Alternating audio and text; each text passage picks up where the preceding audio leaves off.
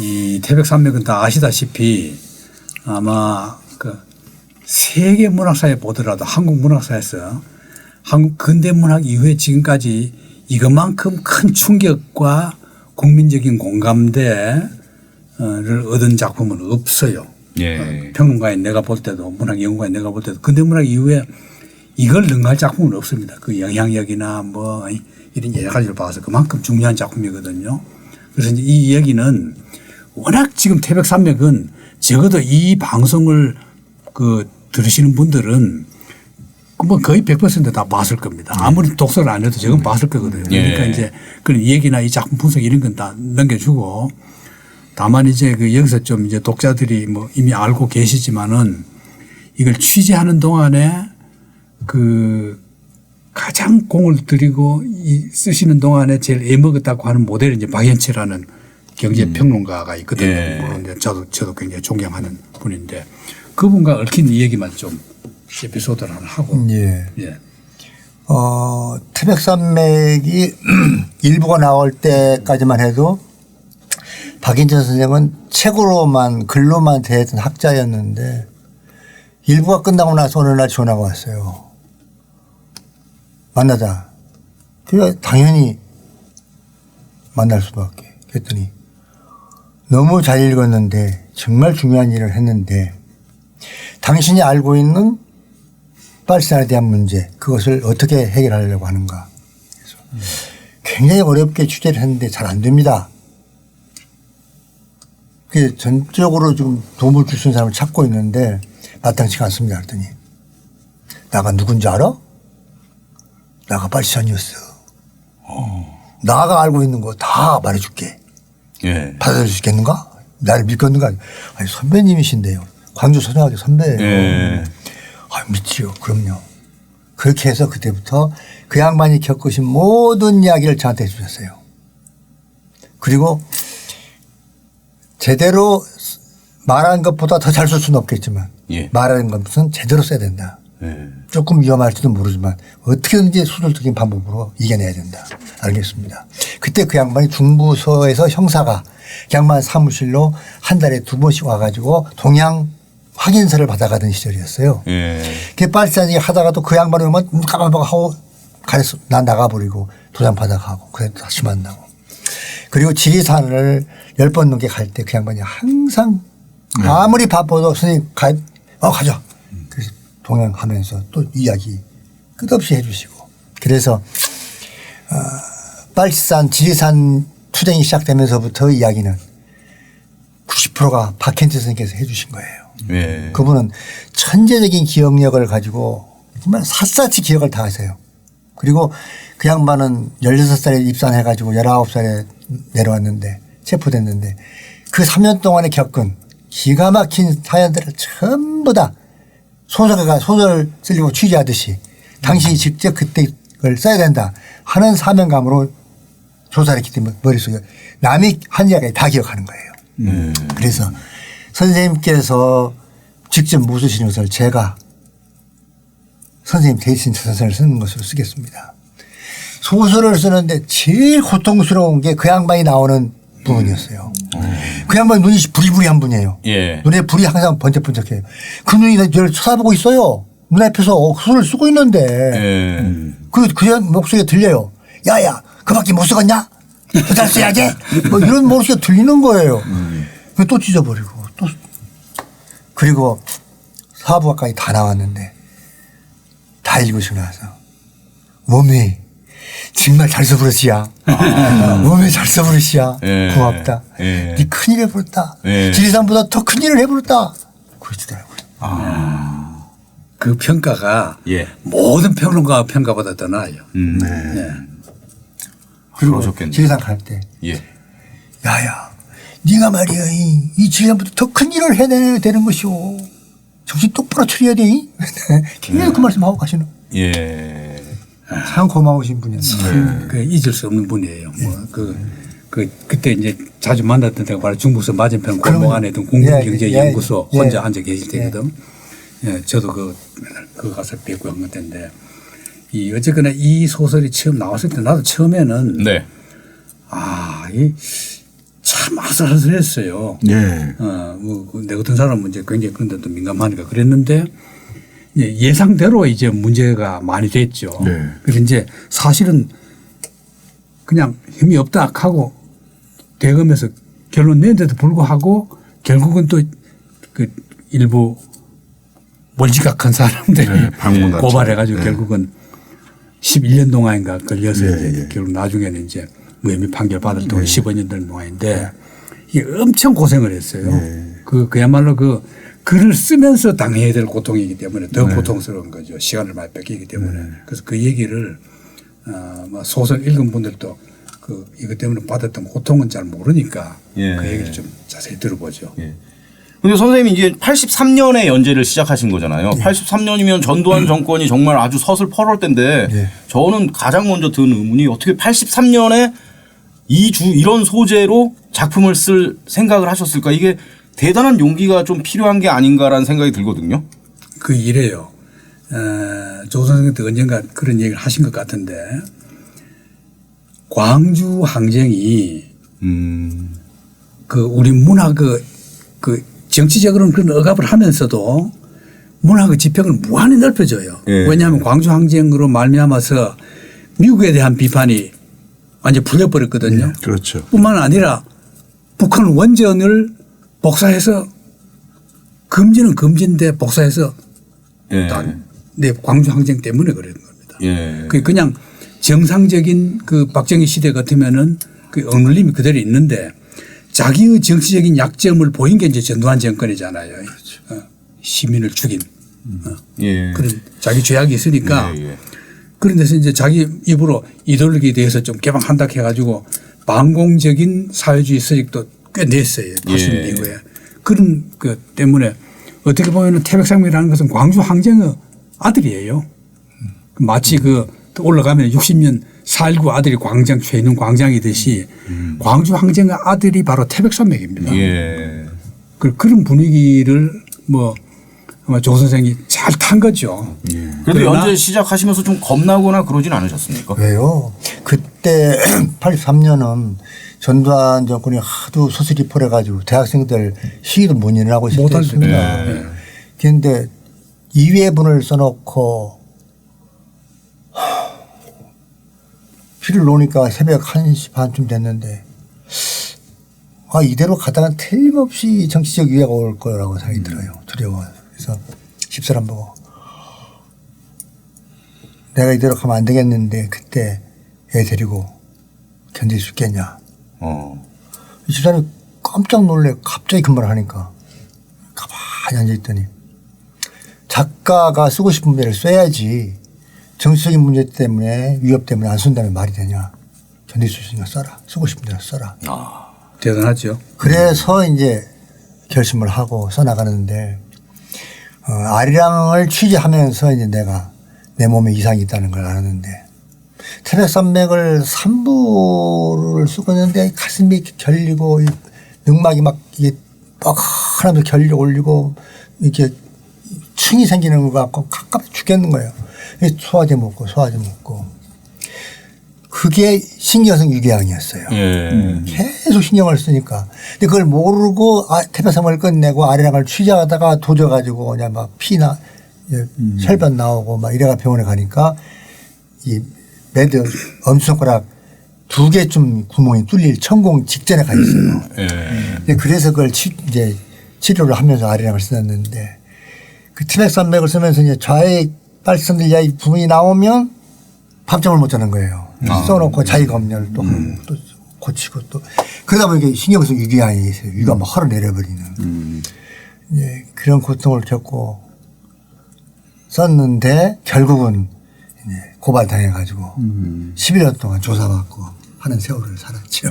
근데 선생님 사실은 그 쓰실 때보다 쓰고 나서 예. 사실은 선생님이 그 어느 인터뷰에서도 말씀하셨다시피 유서를 이제 2번 쓰셨다고. 예. 그러니까 첫 번째가 1994년이고 두 번째가 96년. 예. 그러니까 우리가 소위 얘기하는 이른바 얘기하는 이제 민주화 이후에 오히려 더 그 압박 쓰고 나서 그래서 유서까지 쓰셨다고 이제 그렇게 인터뷰하신 걸 들은 적이 있는데 그때 잠깐 좀 상황 좀 설명해 주시죠.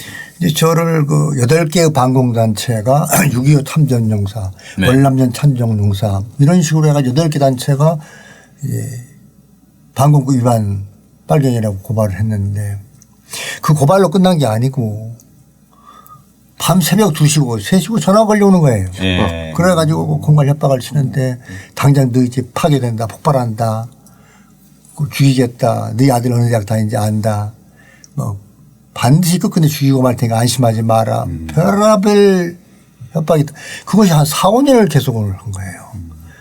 그러니 어떻게 사람이 견딜 수 있나요? 예. 폭파 안 될지 알면서도 폭파 되는 두려움에 그렇죠. 떨칠 수 없잖아요. 예. 그리고 이제 아들이 어느 대학 과학까지 딱 들먹이면 그냥 소리 쭉 끼치고. 그렇죠.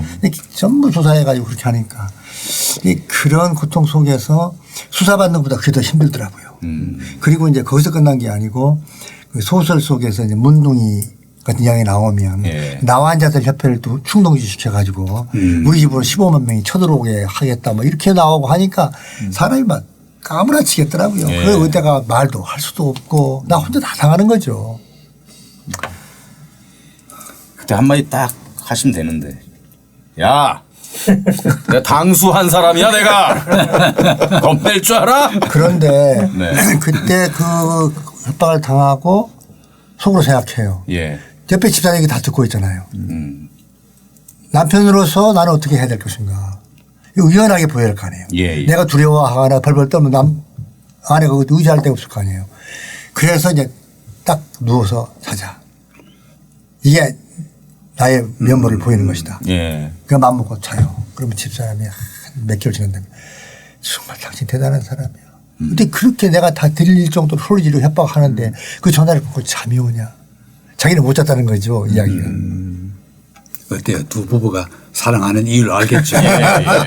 이런 투쟁 속에서 사랑이 더 굳어지는 겁니다. 그렇습니다. 예. 그리고 이제 제가 고발을 당해서 경찰 조사받고 검찰 조사받고 하는 세월을 보냈는데 내가 결심한 게 있어요. 좋아.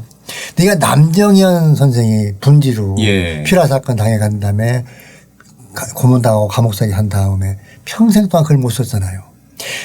바로 조정래도 그렇게 만들겠다는 거예요. 그 사람들은. 그렇죠. 예. 완전히 필 꺾이게 만들겠다. 판금시키겠다는 건데. 네가 그래? 나는 남정원과는 달라. 나는 저라도 개똥새야. 이때서 해볼 때 해봐.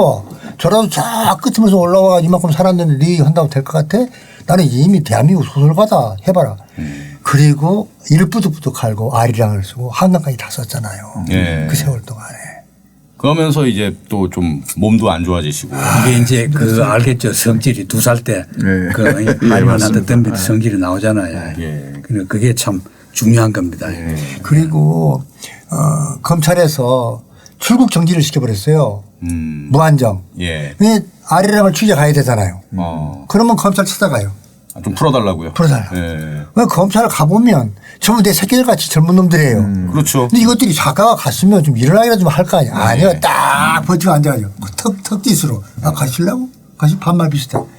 그것도 예. 그래서 검찰 개혁을 해야 되는 겁니다. 그렇죠. 진짜. 그렇죠. 예. 그 말이 안 되잖아요. 예. 죄인이 아닌데. 민족의 대작가가 오셨는데 턱으로. 그 경찰청에 가, 검찰에 가, 그래가지고 사인 받아가지고 제출해가지고 가서 취재하고 아리랑 때 그랬죠. 한강 때 그랬죠. 둘 다 또 지구의 반쪽씩이 무대잖아요. 예. 근데 계속 그때 수십 번씩 그렇게 하면서 소설을 썼어요. 예. 누가 이기나 보자 하고. 자, 이제 예. 그 고난을 뚫고 이제 나온 아리랑으로 넘어갑시다. 예. 아리랑은 바로 우리 연구소가 다루는 식민지 시대가 뭐 그대로 나오는 건데 예. 아마 뭐 이건 박수현 선생이 좀 할 말 많을 거야. 그 시대 좀. 우리 박수현 처장님은 일단 그 대하 소설 아리랑 네 어떻게 읽으셨습니까? 제가 그 처음 시작할 때도 말씀드렸지만 저는 사실은 저 선생님은 뭐 아리랑 태백산맥 한강 중에 어느 작품이 제일 애착이 가는지 모르겠지만 다른 분들은 태백산맥이 재밌다고 그런 분들이 많은데 저는 사실 아리랑이 상당히 애착이 갑니다. 왜냐하면 그때 이제 막 이제 공부를 시작할 단계인데 근현대사를 예. 저 책을 통해서 사실은 역사계에서도 제대로 다루지 않았던 그런 부분들 이런 부분 그다음에 또 상당히 많이 취재를 다니셨잖아요. 저걸 보면서 독립운동도 마찬가지지만 우리 삶의 그 민초들의 삶 이런 걸 너무 적나라하게 묘사를 해놨기 때문에 야, 이 소설이 어떻게 이렇게 나올 수가 있을까 이런 의문까지도 들 정도로 상당히 대단하게 저는 이렇게 감명 있게 읽었습니다. 그래서 저건 제가 한 2주 동안에 다 읽은 것 같아요. 너무 이제 떼어놓을 수가 없어서. 예. 그래서 저는 이제 아리랑을 통해서 또 하나는 그 이제 친일 문제 같은 경우도 이거는 선생님이 쭉 이제 태백산맥, 아리랑, 한강 다 이제 친일 문제를 뭐 다 언급하셨는데 지금 와서 생각하니까 저는 이제 그 친일 인명사전을 편찬하면서 나름대로 저희들 이제 많은 어려움을 겪었는데 선생님의 이런 태백산맥, 아리랑 이런 소설이 있었기 때문에 그나마 우리 친일 인명사전이 나올 수 있었다. 저는 그런 생각을 합니다. 친일 인명사전의 밑바탕이 된 게 그럼요. 대하소설 아리랑이다. 그 당시에 이 조중래 선생님이 안 계셨다면 또 네. 조중래 선생님이 소설이 없었다면 또 그 소설이 대중들한테 미치는 영향력이 작았다면 과연 이 친일 문제 금기시됐던 이 친일 문제를 이렇게 우리 사회에서 얘기하고 또 우리가 친일 인명사전을 이렇게 수월하게 만들 수 있었을까 하는 그런 네. 그래서 저는 항상 이 선생님의 그 소설을 생각할 때마다 우리 친일 인명사전이 나오는데 대단히 밑거름이 된 토대가 된 예. 그런 작품이다 이렇게 평가하고 싶습니다. 그래서 이래 전시회도 했어요. 예. 그래서 우리 임원용 소장님도 이제 한국 소설 정치를 통매하다 해서 식민지 전 기간의 통치 방법의 변모부터 민중순환사와 국내외의 독립운동의 양상의 변모까지를 두루 형상화시켰다는 점에서 식민지 시기 민족운동사의 교과서에 가깝다. 이렇게 이제 말씀을 해 주신 거죠. 네. 그 지금은 이제 연구서들이 많이 나왔지만은 이 소설이 나올 당시만 해도 네. 한국 사학계조차도 없었죠. 저런 연구가 없었어요. 없었습니다. 예. 그러면 자료도 많이 없었을 텐데 어떻게 취재하시고 어떻게 이렇게 또 쓰셨어요? 그러니까 역사가 바탕이 되고 예. 배경이 됐을 때는 네. 그 역사가 진행되는 현장을 반드시 찾아가 취재해야 합니다. 그리고 역사의 기록이라고 하는 것은 네. 중요한 것만 골라내기 때문에 밑으로 빠지거나 묵살되거나 묵인해버거나 삭제해버리는 게 너무 많아요. 그렇죠. 그것을 다 건져 올려서 엮어 놓아야만 소설이 되는 거거든요. 근데 그 작업이 너무 힘들 것 같은데요? 힘들어도 그건 작가의 숙명적 길이기 때문에 기피하면 좋은 작품을 쓸 수 없겠죠. 예. 그런데 제가 외국은 이제 우리 민족이 유이민사 바탕을 제일 먼저 취재해 간 것이 만주였는데 예. 우리 그 교포 작가 김학철 선생님께서 초청을 해서 우리가 수교가 없을 때 1990년에 중공이라고 부를 때요. 예. 수교 없을 때 최초로 갔어요. 근데 그때 그 청산리 전투 같은 것을 홍범도 장군이 아니고 함께 했다는 것을 현장 취재를 다 머릿속에 구성해 가지고 한 달 만에 돌아오는데 그 양반이 보내면서 딱 한마디 하셨어요. 아리랑도 잘 쓰시오. 태백산맥만 못하겠지만. 얼마나 지금 시청자로 김새입니까.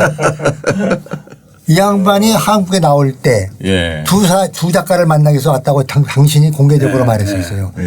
토지 박정리와 태백산맥의 두 동네를 만나보려고 왔다.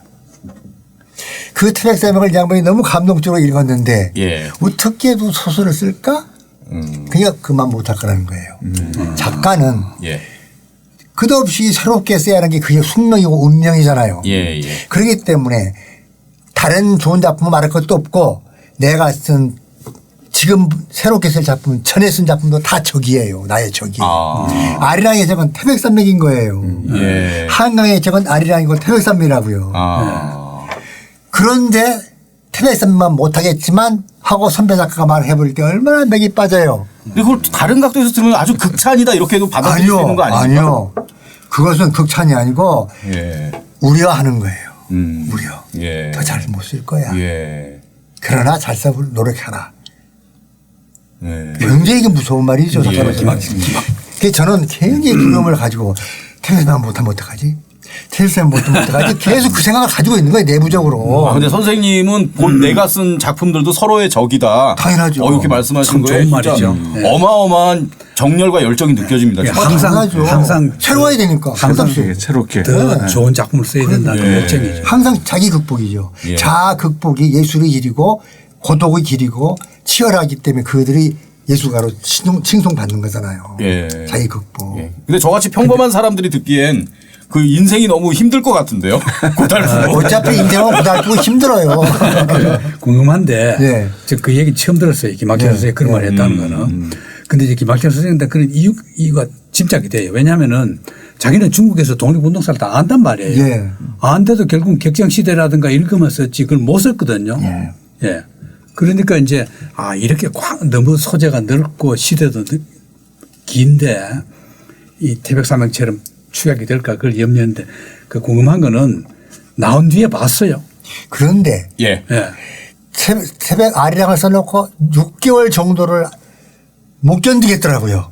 태백에서 들려오는 말은 태백산맥만 못해. 그 생각이 계속 귀에서 환청으로 들리는 거예요. 김학철 선생님 얘기가요? 딴 사람들이 그랬습니까? 아니 느낌으로 제 느낌으로 환청이 들린다고요. 6개월 동안을 좌불 한석이 혼자 말도 못하고 그럼 어떡하지? 그렇게 평가받으면 어떡하지? 그럼 실패인데 작가로 실패인데 퇴보는 있을 수가 없는 건데 혼자 글을 수도하게 하고 있는데 어느 날 문학평론하는 황강수가 자기는 태백산맥보다 아리랑이 좋대. 근데 그 말을 듣고 집사람이 나도 그래요 그러더라고. 그래서 여보 당신 뭐 하는 짓이야. 진지 그 말을 했어야지. 연애야. 내가 미치게 생겼는데 지금. 그 남편의 고민을 몰랐어요. 몰랐어요. 그래서 내가 마음을 놨어요. 예. 그리고 또 아리랑 써놓고 나서 한강을 쓰는데 정말 또 이건 더 못하다 그러면 어떡하나. 세 번째인데 그런데 최초로 평론가 임원영의 아들이 굉장히 똑똑해요. 그 아들이 미국 가 있는데 한강이 최고라고 셋 다 이건데 한강이 자기 제일 좋다. 그래, 나를 구해줬구나. 인민이가 나를 구해는구나. 근데 그래서 마음 편하게 살아요 지금. 그 많은 사람들 젊은이들이 좋죠. 젊은이들이 한강 좋아해요. 예. 근데 내가 나는 구원받았다. 독자들로 아이고. 우리 아들은 한강 팬이에요. 예. 그렇게 초조해요 작가는. 셋 중에 한강이 제일 낫대요. 써놓고 계속 괴로워요. 근데 그 아리랑 팬은 또 저기 생겨요. 저는 왜냐하면 그래도 저 그런 생각을 해봅니다. 왜냐하면 적어도 이 아리랑이라는 작품이 사실은 저 태백산맥이나 한강보다는 이 엄청나게 넓잖아요 시기적으로도. 그럼요. 예. 그래서 저런 작품이 나왔다는 거는 참 대단하다고 생각 들면서 선생님 뭐 나중에도 질문이 나올지 모르겠지만은 소위 이영훈이라고 하는 사람이 이른바 선생님을 계속 물고 늘어지잖아요. 특히 아리랑 소설을 가지고. 그래서 그 이유가 뭔가 하면 가장 큰 이유는 아마 저 아리랑이라고 하는 저 소설이 이 한국 사회에 미치는 영향력, 대중들한테 미치는 영향 이게 엄청나게 크기 때문에 그들을 볼 때는 그걸 용납을 못하는 거죠. 그래서 저는 이래서 이제 아리랑을 계속 최근에 반일종족주의에서도 한 챕터로 이 아리랑을 공격했잖아요. 그렇죠. 그래서 이게 바로 아리랑의 힘이다. 그러니까 이게 워낙 그 대중적인 파급력, 일제 식민 시기를 바라보는 새로운 시각 이런 것 때문에 저런 사람이 저렇게 길을 쓰고 반대하는구나 이런 생각도 들거든요.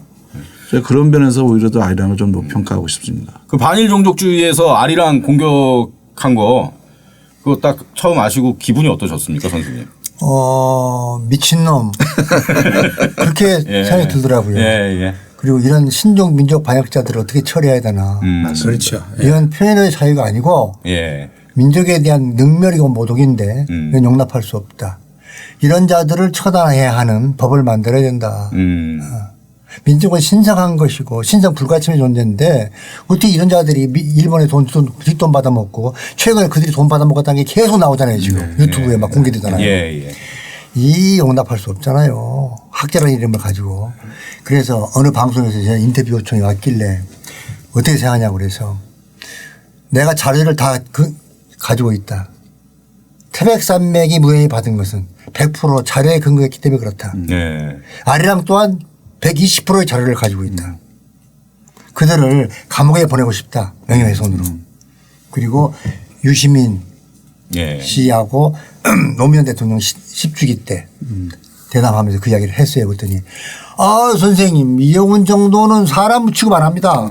선생님께서 뭐하러 그런 걸 상대해서 명예훼손 합니까? 내버려 둬버리십시오. 다 선생님을 믿지 그를 믿지 않습니다.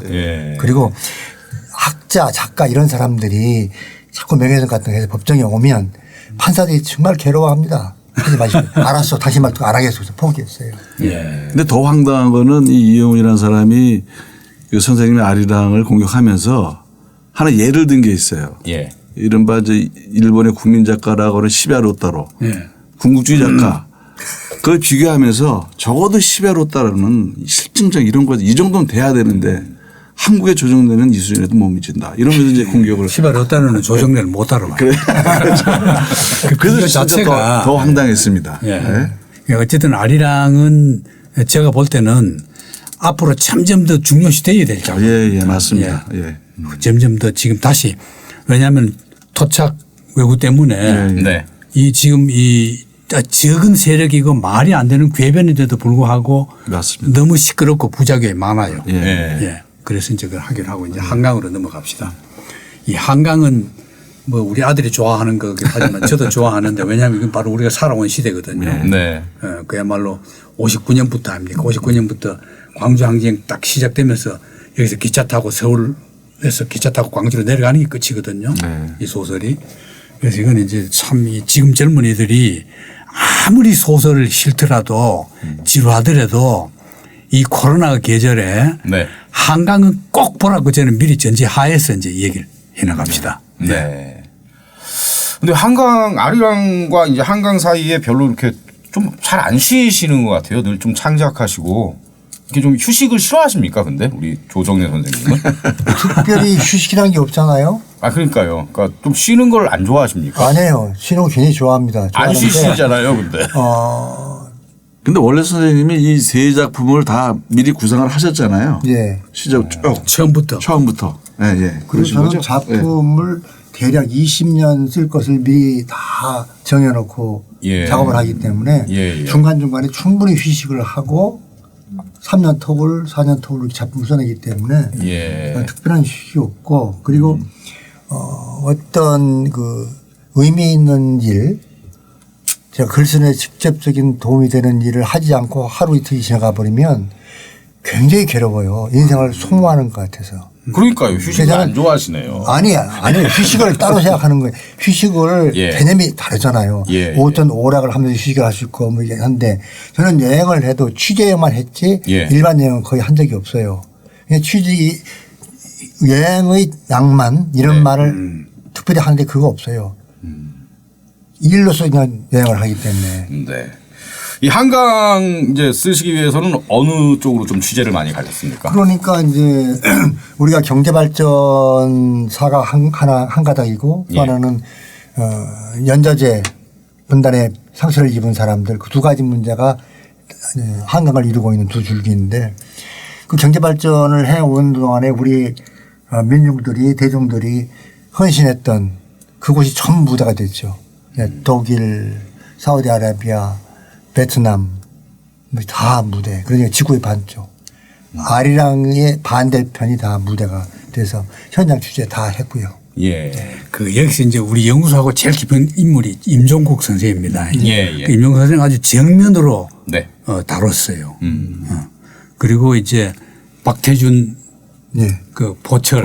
예. 그건 이제 저도 처음에는 아무리 박태준이 훌륭해도 왜 이런 인물을 조 선생이 다룰까 약간 그런 네. 생각도 저도 처음엔 했어요. 그런데 이제 이걸 읽어보면은 그리고 그 뒤에 조 선생이 박태준에 대해서는 끊임없이 언급한 글들이 많아요. 저서 중에서도. 이래서 그걸 보고는 저도 이제 생각을 고쳤는데 이 얘기를 우선 임종국 관련에 대해서 좀 제일 먼저 대중화, 임종국 평가를 대중화시킨 게 아마 조 선생일 겁니다. 예. 저는 고등학교 다닐 때부터 일제시대의 핍박과 유린, 모멸을 굉장히 가슴 아파했어요. 예. 우리나라가 5천년 동안에 많은 외침을 받고 살았지만 나라를 잃어버린 건 처음이었거든요.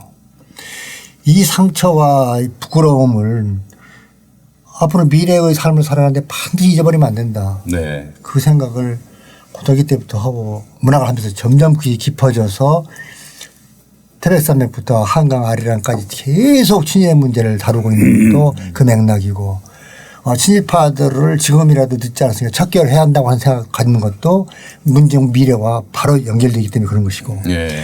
민족 정신이라고 하는 것이 없이 민족이 존재할 수 없고 특히 우리나라처럼 이렇게 반도 땅에서 적게 소수가 살면서 끝없이 약소 국가로 존재해야 하는 이 비극은 언제든지 미래에 또 불행이 올 수 있는 위험 속에 있지 않습니까? 정신 못 차리면 안 된다는 것이죠. 예. 그 맥락에서 임종국 선생이 문단 등단하면서부터 친일문학론을 썼을 때부터 굉장히 제 관심 속에 들어있던 지식인이었어요. 예. 그래서 제가 소설문예라고 하는 조그마한 잡지를 할 때 이분이 그때 실업자였고 천안에 이제 호두 기르시고 굉장히 어렵게 사실 때 예. 제 잘 팔리지도 않은 잡지에 연재시키면서 먼 거리를 드렸고 그리고 대단하죠. 한국문학을 제가 인수해 가지고 두꺼운 잡지 할 때 그때 그 양반이 병이 깊어가지고 4층으로 올라오시는데 숨을 못 쉬시더라고요. 하도 병이 깊어서. 그래서 친일 문제 더 구체적으로 해서 계속 연재하고 내 책을 내드리겠다 하자 했더니 그렇게 하기로 했는데 그 다음 해 돌아가셔 버리더라고요. 그 아쉬움과 안타까움 그 저 양반이 선지적으로 당신의 위협과 괴로움을 다 극복하고 문단에서 완전 소외된 대한민국 문단이야말로 친일파들이 모자리에요. 한국에서 한국 문단이 순수 문학으로 맥지를 해가지고 김동인을 이광수를 왕을 만들었던 것은 바로 친일파들이 문단을 지배했기 때문에 그런 거예요. 예. 그 속에서 혼자 고투를 하시다 돌아가셨는데 그분을 잊을 수가 없어요 저는. 네. 그 업적을 그 순수와 용기와 진실을 그래서 제가 아리랑에다가 정면으로 다룬 것이죠. 그러니까 이게 이제 이 딱 두 축입니다. 네. 이 근현대사 보는 축이 이제 특히 이제 한강 같은 경우에는 박태준 회장이 좀 그 긍정적인 경제적인 측면으로서 이 작가가 생각하기에는 이런 식의 경제 발전 그런 모델이라면은 그 반대로 친일파 세력들이 지배하는 정치권에 대한 비판을 임종국으로 이제 상징한 거죠. 그게 상당히 이제 중요한 건데 어쨌든 살아 계실 동안에 임종국 선생이 그렇게 외로웠던 거는 지식인 사회에서 다 찾아보지도 않았어요. 찾아본 사람이 내가 조사를 해보니까 일본의 오무라 마수오 선생하고 국내에서는 조정래 선생밖에 없어요. 매스컴에서 다 불러준 적 없고 오직 라디오에 한번 나온 게 내하고 대담한 것밖에 없어요. 예. 그렇게 외로웠거든요. 임종국 선생이. 예. 그래서 참 이게 중요하다는 생각이 들죠. 한강을 지금 젊은이들에게 꼭 봐두길 바라면서 네. 이제 그 뒤에 아직까지 시간이 할 얘기가 너무 많은데 예. 이 3부작이 나온 뒤부터 이제 그 조정래 선생의 시점이 두 가지로 달라집니다. 바로 현대. 네. 현대로 와서는 그 한국 사회를 보는 한국을 예민하게 세밀하게 관찰하는 게 한 축이 있고 그 다음에는 이제 중국을 관찰하는 측면이 있고 이제 두 가지로 나누어지는데 허수아비춤부터 좀 얘기를 해 보십시오. 허수아비춤 안 봤죠 다? 예. 볼 적이 없었죠. 네. 전부 다 역사에만 관심이 많아가지고 이건 오늘 한국 사회의 그야말로 그 경제 문제를 네. 다루면서 얼마나 한국 경제가 발전했다고 하지만은 얼마나 썩었는가. 지금 말하는 그 모든 부정부패에게 이제 그걸 다 허수아비춤으로 본 겁니다. 제목이 참 딱 상징 허수아비춤 가면 그런 얘기겠구나 딱. 도깨비춤 아닙니까? 역사의 근데 그 거품으로. 주인공이 기자죠. 선생님. 왜 굳이 기자를 이런 기업 재벌의 그런 문제 부패 이런 걸 파헤치면서 왜 기자를 저희가 생각할 때는 요새 언론도 썩었는데 왜 기자를 주인공으로 내세웠을까 그런 또 의문이 가는 사람이 있거든요. 기자가 다백만으로 가장 많은 정보를 접할 수 있고 가장 빨리 행동하고 다 썩었지만 그중에 한둘은 올바른 사람이 있잖아요. 그 올바른 사람을 내세움으로써 작가가 가장 빠르게 효과 있게 이야기를 전개해 갈 수 있어요. 그 모델 머리에 그 구상할 때 두신 게 누구예요? 주진우. 주진우. 시사인 주진우. 그래서 예. 조진호. 이름을 바꾸고 성을 바꾸어서 장우진. 장우진. 그러니까 천년의 질문의 그 장우진의 예, 예. 실제 모델이 이제 주진우 기자다. 예, 그거는 뭐 많이들 그렇게 얘기하더라고요. 예. 그 생김새, 머리 모양 다 똑같이 그리는. 그래서 이게 이제 경제적으로 비판한 것이 이제 허수아비 춤이고 네. 그 다음에는 천년의 질문 저건 나는 굉장히 나도 문제작으로 뭐 지금 이제 전 국민이 봐야 될 필독서로 천년의 질문 난 생각하고 있는데 그러니까 우리 선생님의 가장 최근작이 천년의 질문인 그렇죠. 거죠. 예. 작년에 나온. 네. 네. 근데 저건 이제 왜냐하면 난 내가 읽기는 내가 해석하자면은 평론가의 내 입장을 볼 네. 때는 오늘 한국이 그 이전까지 소설은 이제 비판 위주였어요. 그럼 이제 어떻게 나가야 되느냐는 진로를 모색하는 길이 이제 천년의 질문인데 네. 특히 내가 좋아하는 부분은 강조한 것이 시민운동입니다. 예. 시민운동 아 이게 지금 정부도 썼고 언론도 썼고 모든 관료가 다 썼고 재벌도 썼고 그럼 이걸 누가 살리느냐 관료들이 썩으니까 관료들이 기대할 수 없어요. 그러니까 시민운동을 일으켜서 시민운동 통합이 된다. 이게 마지막 장면이 바로 시민운동자입니다. 네. 예. 그래서 이제 천년 동안에 우리 민족이 살 길을 찾았는데 결국 지금 시민운동을 살려야 된다. 이런 결론을 끝나는 거거든요. 그러니까 중요하지 않아요? 예.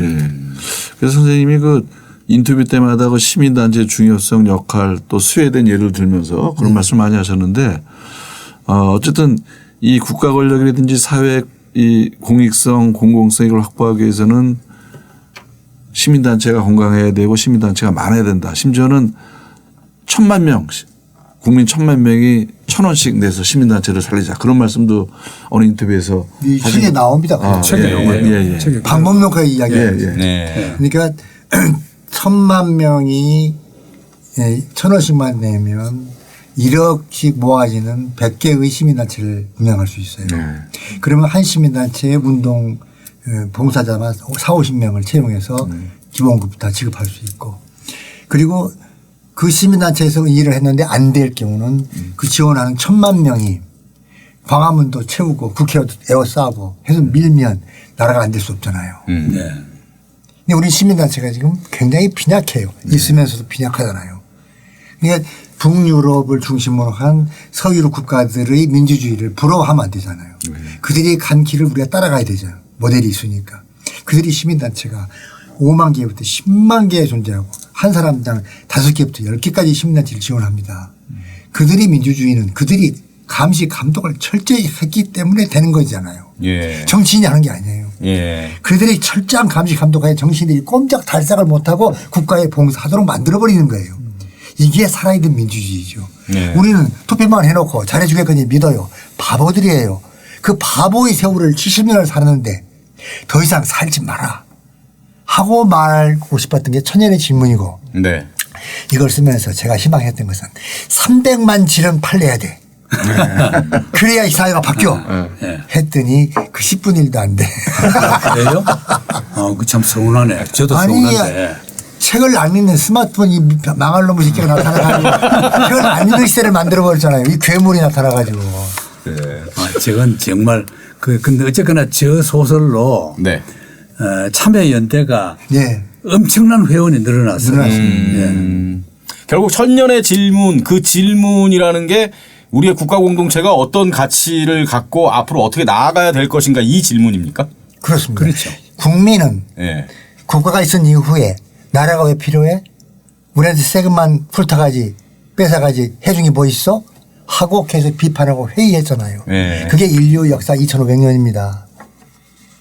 지금도 그 질문을 계속하는 나라가 20개의 나라 중에서 200개의 나라 국민들이 그 질문을 합니다. 예.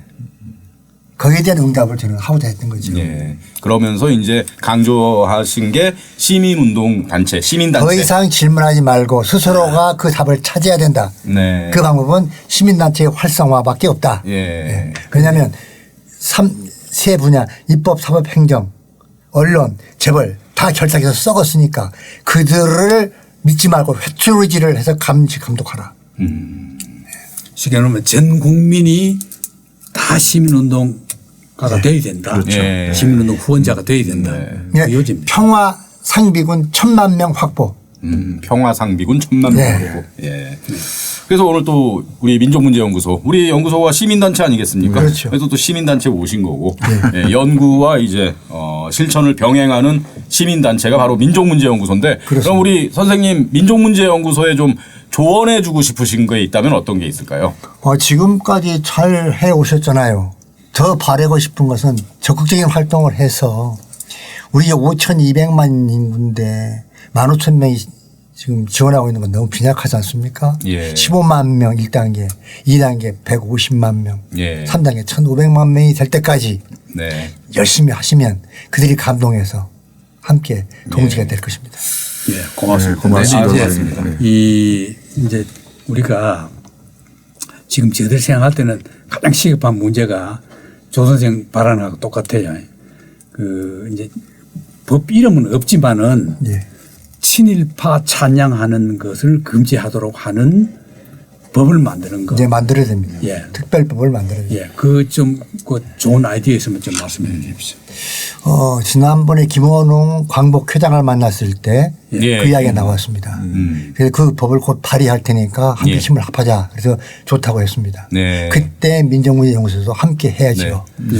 얼마 전에 김원웅 광복회장님 오셔서 예. 저희하고 같이 방송을 하셨거든요. 예. 예, 그때 이제 역사부정 처벌법, 예. 네, 이제 자기가 힘을 실을 거라고 그렇게 당신께서 말씀하셨거든요. 예.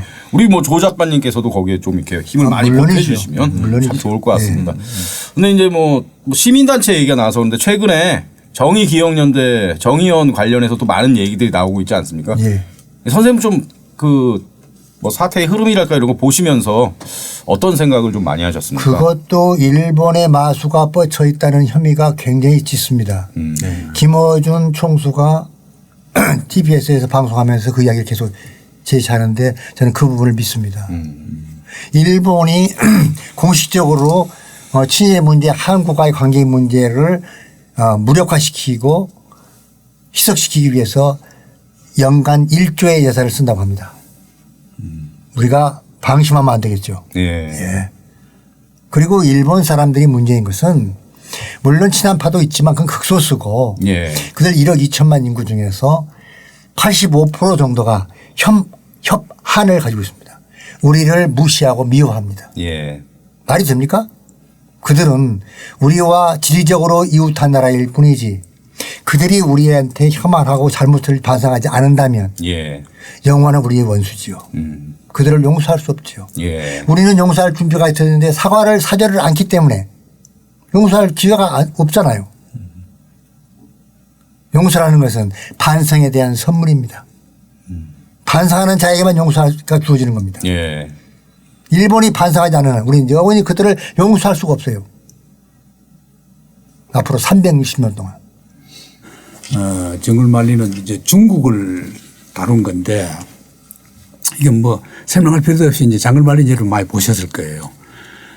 중국을 지금 이제 미국을 비롯한 일본 그리고 유럽이 완전히 합쳐서 중국을 어떻게든지 봉쇄하려고 하는 전의대로 내세운 게 바로 우리 한반도가 됩니다. 이래서 중국을 어떻게 생각하느냐는 걸 이미 이 문제가 본격화되기 전에 이미 이 소설이 나왔단 말이에요. 그러니까 상당히 이 작가가 조정래 작가가 성경짐에 있는 거죠.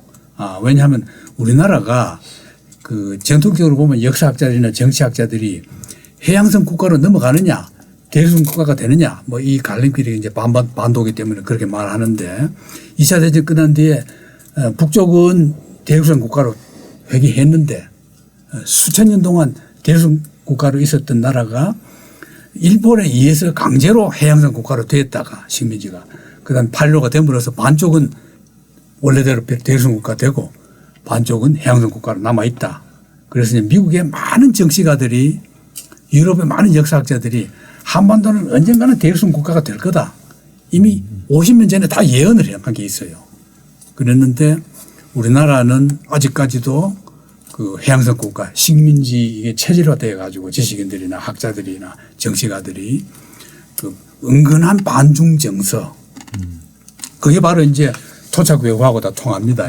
그 친미 세력하고도 통하고 그런 게 많았는데 조 선생이 볼 때는 이거 중국을 뭐 중국이 우리가 예속되거나 뭐 지짐하거나 그런 게 아니고 올바른 중국 인식이 필요하다. 이게 이제 바로 정글 말입니다.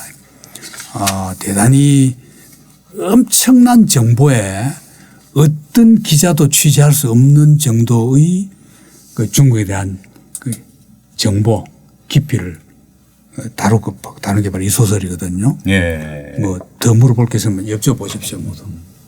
정글말 쓰기 위해서 취재를 중국을 몇 번 정도 갔다 오셨습니까, 선생님? 16번 갔네요. 네. 그래서 중국이 하도 높기 때문에 네. 지역적으로 왔다 갔다 계속했고 그리고 저걸 쓰면서 1980년 초에 중국이 이제 개혁개방 등사오픈이 시작할 때 그때 인구가 8억이었습니다. 네. 그때 큰일 났구나. 중국이 드디어 움직이는구나. 그런데 제 처조카가 대학을 가는데 어느 과를 선택해 줄지 모르겠다고 그래서요. 제가 쳐다보고 그랬어요. 여러 말 하지 말고 중국어가 선택하게 하십시오. 그게 무슨 소리냐고. 지금 중국이 꿈틀거리기 시작했는데 지금 8억인데 앞으로 4, 5년 되면 10억 됩니다. 간단히 예를 들겠습니다. 라면 하나씩만 팔아도 10억 개입니다. 그 사람들이 양말을 짜면 한 사람이 반짝씩만 짜도 5억 개입니다. 내 말 하지 마십시오. 그래서 연세대학 중국어 갔어요. 대성공했어요. 저는 그때부터 중국을 유심히 봤었는데 3년 전에 버클리 대학에서 조정래 문학의 밤을 했습니다. 예. 그때 이제 촘스키 이후에 소강대이 완전히 서서 바닥까지 사람들이 안 될 정도 됐다고 권영민 교수가 말을 했는데 그래서 질문이 나왔는데 미국 사람이 당신은 작가 입장에서 중국에 대해서 굉장히 호의적으로 생각하는 것 같은데 미국과 중국을 누굴 중시하느냐 질문이 나왔어요. 그래서 속으로 질문 받으면 병신. 미치한 것도 모르네. 거기 한국 사람들이 3분의 1을 찼죠. 여기 있는 한국 젊은이들 똑똑히 들어라. 그대들이 버클리 대학에서 공부하지만 결국 모국을 향해서 다시 돌아와야 할 텐데 한국은 지금 지정학적으로 굉장히 중요한 위치에 있다. 한국이 앞으로 갈 길은 등거리 외교밖에 없다. 우리는 미국 중요하다. 미국만큼 중국 중요하다. 중국만큼 러시아도 중요하다. 러시아만큼 일본 또한 중요하다. 우리는 이 4개의 우리를 에워싸고 있는 나라를 모두 중요히 생각하고 똑같은 비중으로 얘기해야 한다. 막 박수를 치고 난리 났어요. 저 생각 그렇습니다. 그러한 판단하에서 중국에 대한 소설을 쓴 거예요. 국민 여러분, 기업인 여러분, 중국을 무시하지 말고 적으로 대하지 말고 우리 가까운 이웃 나라 형제처럼 대하자. 그것이 저 소설이 쓴 동기입니다. 예. 자, 방송을 이제 시작한 좀 시간이 많이 돼서 좀 마무리할 시간이 됐는데 좀 몇 가지만 좀 여쭤보고 마무리를 하겠습니다. 백선엽 얘기가 요새 또 많이 나오잖아요. 선생님. 어이없게 뭐 현충원에 가야 뭐 이런 논란이 막 있습니다. 이 문제에 대해서 좀 어떤 생각 갖고 계십니까, 선생님은? 그것이 아까 우리가 말해왔던 친일파 척결이 되지 않았던 반민특위가 해체되어 버렸던 그런 것에 같은 연장선상에서 오는 문제 아닙니까? 그러한 문제가 더 엉키지 않게 하기 위해서라도 반민특위는 부활시켜야 하고 친일파 척결은 지금도 유효하게 법적으로 해야 됩니다. 냉정하게 냉철하게. 제가 우리 조정래 선생님 그 시선 집중에서 인터뷰하신 걸 라디오로 제가 들었었는데 그때도 이제 반민특위가 부활돼야 된다고 말씀하시면서 민족문제연구소의 친일 인명 사전을 기준으로 해갖고 반민특위 부활해서 청산을 해야 된다 이런 말씀을 하시더라고요. 우리 소장님은 백선엽 문제 좀 말씀해 주신다면 좀 어떤 얘기 해 주실래요? 그건 지금 이제 이 광복회가 국립묘지법도 이제 개정하려고 하고 또 친일파 청산 및 오늘의 친일파. 저는 이제 이 연구소 앞으로 할 일도 그거라고 보는데 8.15 이후 친일 세력을 우리가 정리해야 됩니다. 앞으로 연구소가 중요해요. 그거는 이제 말하자면 지금 이제 토착 외국까지 다 포함하는 거죠. 그 안에 이제 뭐 연구소 방해하는 세력까지 다 집어넣어야 돼요.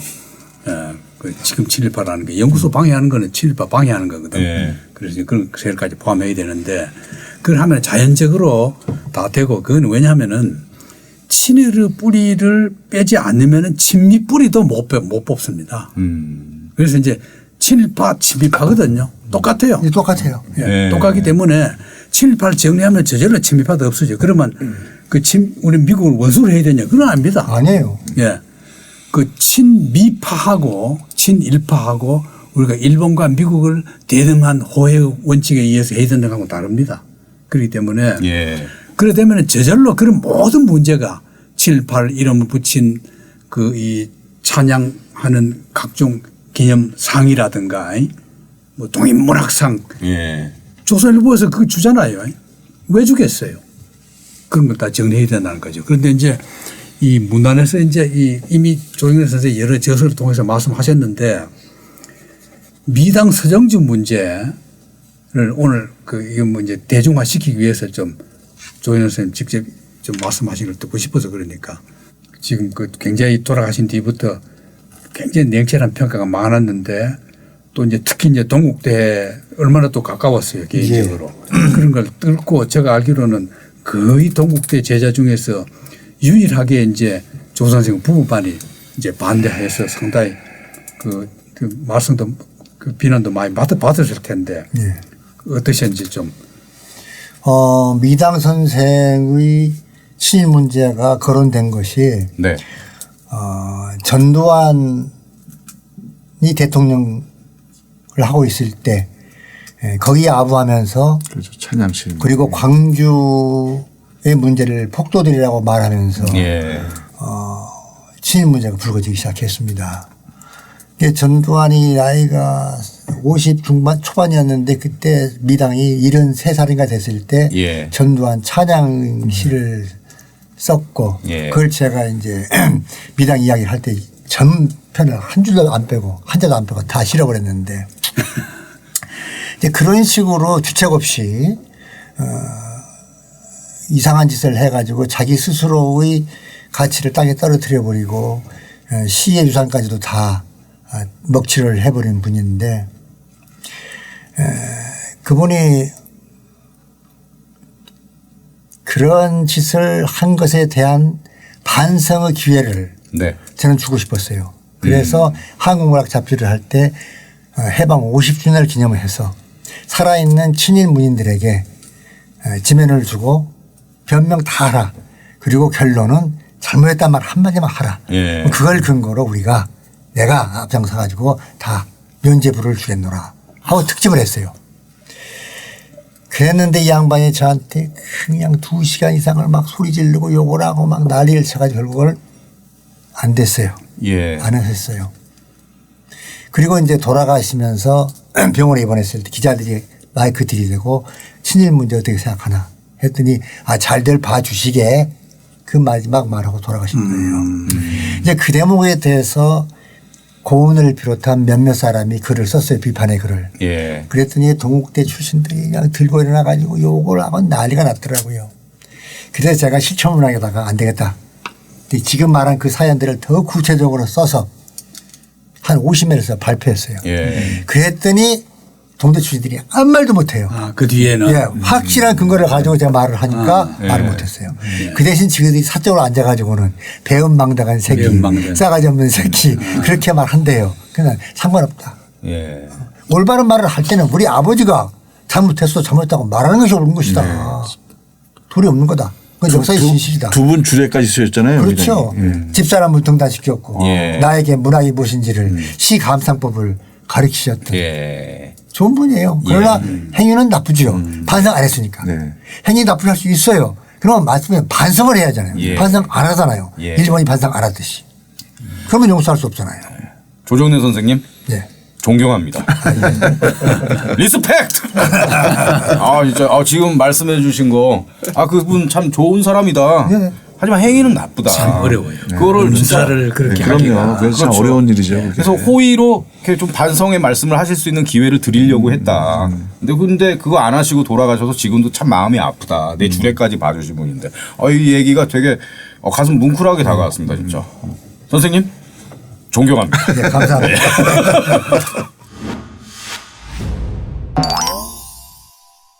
예. 오늘 진짜 우리 대작가 조정래 선생님 모시고 많은 말씀을 나눴는데 예, 마무리를 좀 하겠습니다. 오늘 우리 박수현 사무처장님 함께 하셨는데 어떠셨습니까? 아, 너무 좋았고요. 또 직접 이렇게 옆에서 이렇게 같이 한다는 자체가 저로서는 너무 영광스럽고, 다만 한 가지 선생님께 부탁드리고 싶은 것은 네. 이 선생님 작품들이 너무 장편이다 보니까 사실은 이 젊은 층들이 선생님 작품을 많이 봐야 되거든요. 예. 20, 30대. 저희 이제 40대, 50대, 60대들은 선생님 작품 다 한 번씩 읽어봤는데 제일 문제가 지금 이제 젊은 층들의 어떤 역사인식, 역사의식 이런 게 좀 문제가 되지 않습니까? 그래서 선생님 앞으로 좀 이 젊은 층, 젊은 세대를 위해서 어떤 방식이라든지 선생님의 그 생각이라든지 이런 친일 문제라든지 아니면 민족의식이라든지 이런 거를 좀 설파할 수 있는 그런 데 좀 많이 노력해 주셨으면 하는 그런 바람입니다. 네. 우리 소장님 뭐 좀 덧붙이고 싶으신 말씀 예. 있으십니까? 듣고 싶은 말씀이 끝이 없는데 예. 근데 자꾸 이렇게 단편까지 쓰라는 건 좀 너무 무리한 것 같고 이 방송에 좀 시간 나실 때마다 오셔서 어떤 쟁점이 있을 때는 예. 속 시원하게 날카롭게 항상 쟁점을 딱 부각해서 예. 완전히 작살내주기를 바랍니다. 알겠습니다. 직접 나오시기 힘드시면 어떻게 좀 전화 연결이라도 이렇게 해서 나오죠, 뭐 나오죠. 말씀 자주 듣고 싶습니다. 우리 조정래 선생님은 이제 좀 더 이 얘기는 내가 좀 해야 되는데 뭐 좀 안 했다 하시는 거 있으실까요?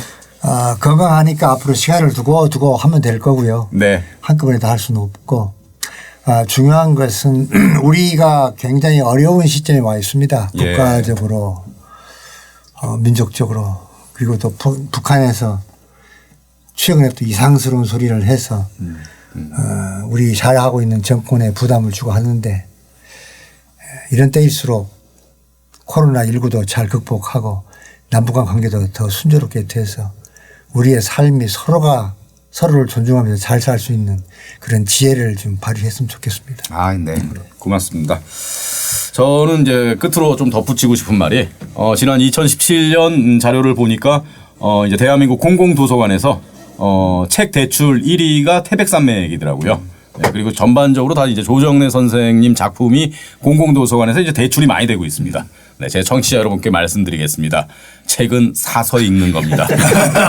책은 빌려서 읽는 게 아닙니다. 사서 읽어서 투자를 해서 읽어야 피가 되고 살이 되는 그런 찌개 백반 같은 그런 영양가 많은 삶의 밑바탕이 되는 겁니다.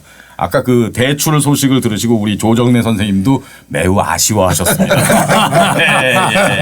자, 아리랑 우리 민족 100년을 후른 아리랑 태백산맥 한강 그리고 가장 최근작인 천년의 질문까지 많이 대출하지 마시고 읽어주셨으면 좋겠습니다. 오늘 정말 좋은 말씀 많이 들었고요. 네, 우리 조정래 선생님 좀 시간 되시면 진짜 자주 모셨으면 좋겠습니다. 감사합니다. 네, 소장님 우리 그 특별 방송 한국 정치 그 한국 소설 정치를 통매하다는 오늘이 마지막 시간인가요? 이 정도 되면 통매 많이 했죠. 아쉽습니다. 소장님 말씀도 좀 더 듣고 싶은데 뭐 특별 방송 앞으로 그래도 다른 하실 분들이 많으니까 이 정도로 끝내고 나중에 또 기회가 되면 하도록 하죠. 알겠습니다. 자, 오늘 방송 여기서 마무리하겠고요. 함께해 주신 분들 고맙습니다. 우리 조정래 선생님 건강 잘 챙기시기 바랍니다. 오늘 정말 고맙습니다. 감사합니다. 감사합니다.